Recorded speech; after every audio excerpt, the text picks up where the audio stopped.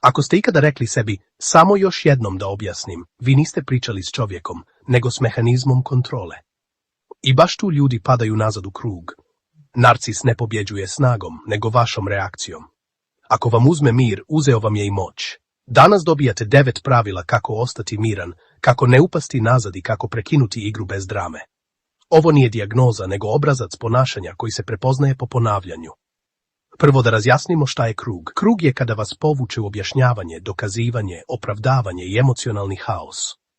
Vi mislite da rješavate problem, a zapravo hranite dinamiku. Zato je cilj jednostavan. Ne pobijediti raspravu, nego izaći iz igre. Najveća zabluda je da mir znači slabost. Mir je kontrola sebe. Ako kontroliše sebe, tom se ne može upravljati. Idemo na pravilo broj 1. Mamac je svaka poruka koja vas tjera da reagujete odmah. Zašto si takva? Samo sam se šalio. Nedostaješ mi. Hajde da završimo ovo. Svi misle da si pretjerala.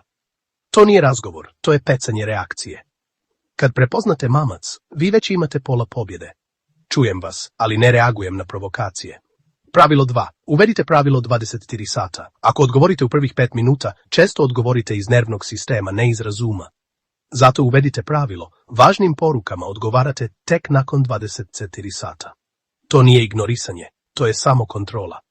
Narcis mrzi vrijeme, jer vrijeme ubija impuls. Vratit ću se na ovo sutra. Pravilo 3. Nikad ne objašnjavajte više od jedne rečenice. Objašnjavanje je najskuplja valuta u manipulaciji. Što više objašnjavate, više materijala dajete protiv sebe. Ako imate potrebu da napišete paragraf, stanite. Jedna rečenica je granica, paragraf je ulaz. Mini rečenice. Ne odgovara mi, ne prihvatam to, ne razgovaram ovako. Pravilo 4. Prestanite igrati igru Jade. Jade znači justify, argue, defend, explain. Opravdavanje, rasprava, odbrana i objašnjenje. To je četverokrilna vrata kroz koja kontrola ulazi. Kad vas napadne, vi ne dokazujete istinu, vi čuvate granicu. Mini rečenica. Moja odluka stoji. Pravilo 5. Siva stijena nije hladnoća, nego taktika. Siva stijena znači manje emocije, manje detalja, manje informacija. Nema priče o planovima, nema objašnjavanja, nema dijeljenja slabosti. Ne zato što ste loši, nego zato što štitite svoj mir. Kad nema emocije, nema goriva. Primjer odgovora, razumijem, u redu, vidjet ćemo, hvala na informaciji. Pravilo 6. Granica bez posljedice nije granica. Granica je posljedica, ne molba. Ako se desi x, ja radim y. I onda to uradite mirno. Nema 10 šansi, jer 10 šansi je trening da ste pregovarač, a ne osoba sa standardom. Primjeri, ako me vrijeđate, prekidam razgovor. Ako dižete ton, odlazim. Ako mi okrećete priču, završavamo. Pravilo 7. Vodite dnevnik činjenica.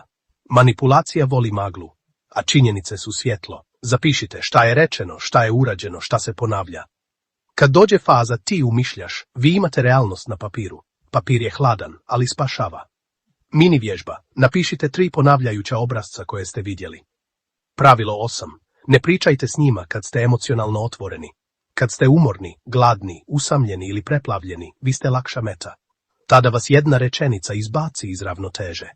Zato razgovore odgađajte dok ne dođete sebi. Mir prvo, razgovor poslije. Mini rečenica. Ne mogu sada, javim se kad budem spreman. Pravilo 9.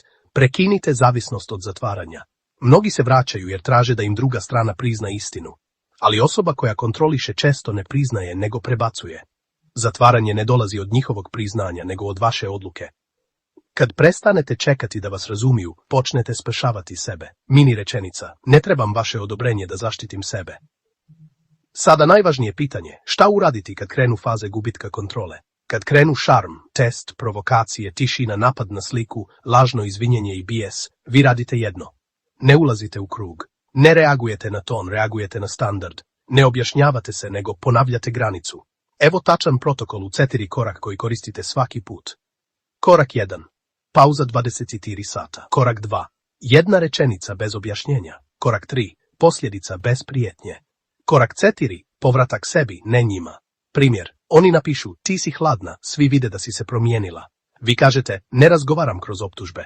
Ako nastave, vi prekidate. To je kraj. Nema debate, nema odbrane.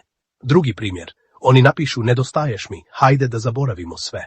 Vi kažete, razgovor je moguć samo uz poštovanje i promjenu ponašanja. Ako dobijete maglu, vi se ne vraćate, jer magla znači da žele staru dinamiku. Sada jedna istina koja boli, ali oslobađa. Neki ljudi ne žele miran odnos, oni žele kontrolisan odnos. I zato se njihova ljubav pali kad vi popustite, a gasi kad vi imate granicu. To nije ljubav, to je uslovljavanje. Ako ste u situaciji gdje postoji prijetnja, ucjena ili strah, sigurnost je prioritet. Tu se ne pregovara, tu se štitite i tražite podršku. Mir nije naivnost, mir je strategija. Evo završne poruke. Kad prestanete objašnjavati sebe, vi prekidate krug.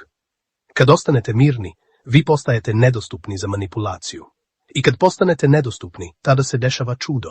Počnete disati normalno. To je znak da ste se vratili sebi. Ako želite, napišite u komentaru koja faza vas najviše vraća nazad. Tišina, lažno izvinjenje ili provokacije. Mi ćemo napraviti sljedeći video tačno po vašim odgovorima. Ne bježi od istine, zaprati kanal i uči kako da je koristiš.